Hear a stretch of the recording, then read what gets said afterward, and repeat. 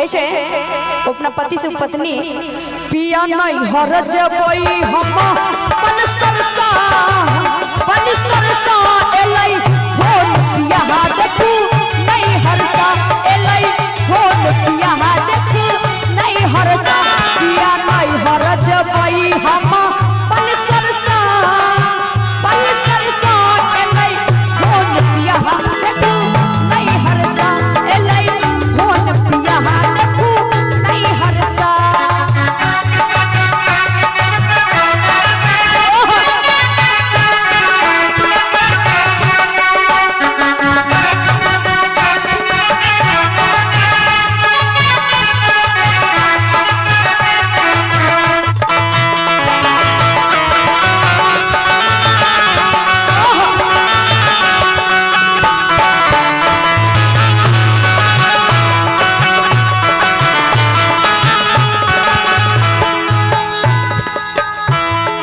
गाड़ी के पाछा में बैस बई पन सरसा हम पिया चलबे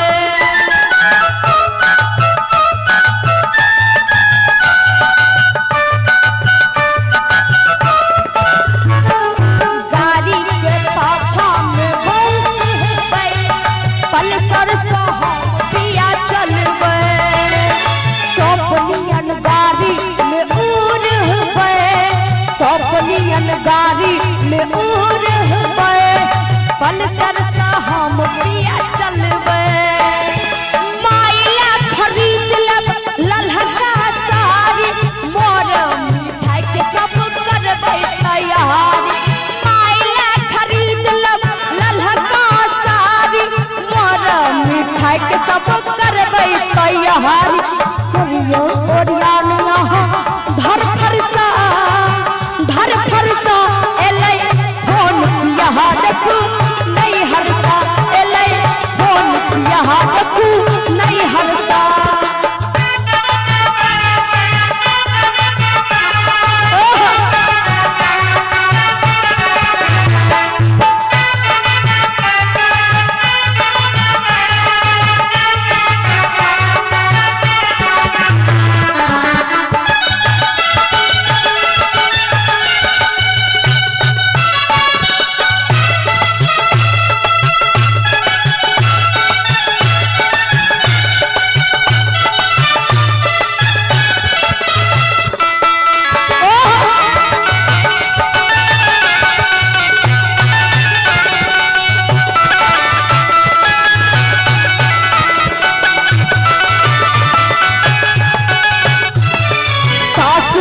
सासू कच कराबई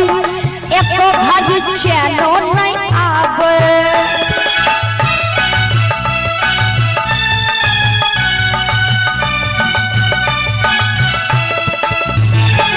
सासुर में सासू कच कराबई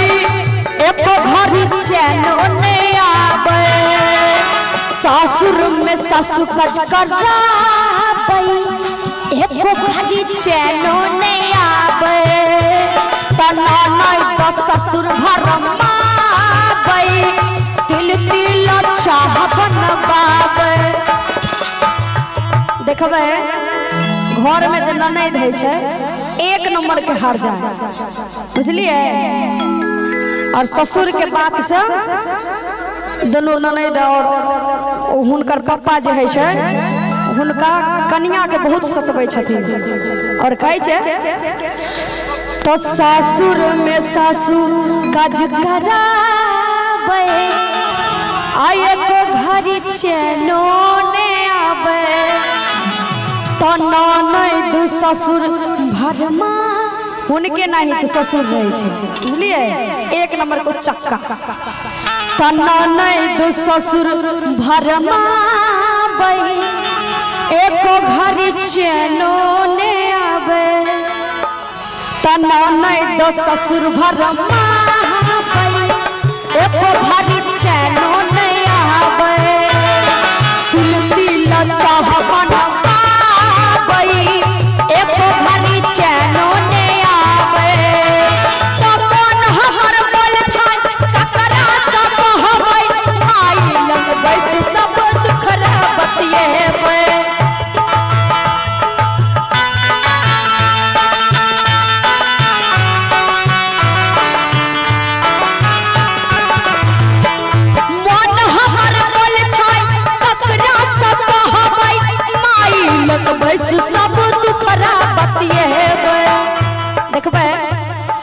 बेटी के जे दुख है छे तो दुख केवल मैं से बतबै छे और कहे छे कि मन हमर मोल छै आ के करा सक हवे माई लंग बैस सब दुखरा बतिएबै।